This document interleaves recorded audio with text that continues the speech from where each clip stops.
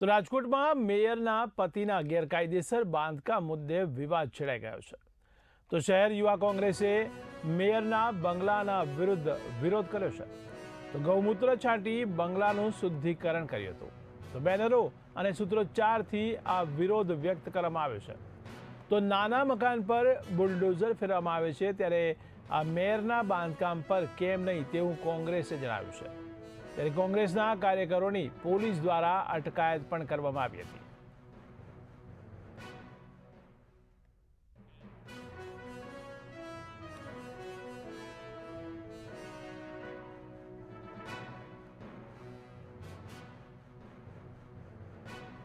અમે મેયર બંગલે વિરોધ કરવા માટે આવ્યા છીએ। વિરોધ કરવા માટે એટલે આવ્યા છીએ કે ગઈકાલે તમે કલેક્ટર સાહેબની જે પ્રેસ કોન્ફરન્સ સાંભળી હશે કે મેયરશ્રીના પતિદેવે જે બાંધકામ કર્યું છે, જે ખાલસા થઈ ગયેલી જમીન છે 1997માં, અને મેયરશ્રીના પતિદેવ દ્વારા કલેક્ટરના કહેવા મુજબ 2017માં રેગ્યુલેટ કરવા માટે અરજી કરવામાં આવી।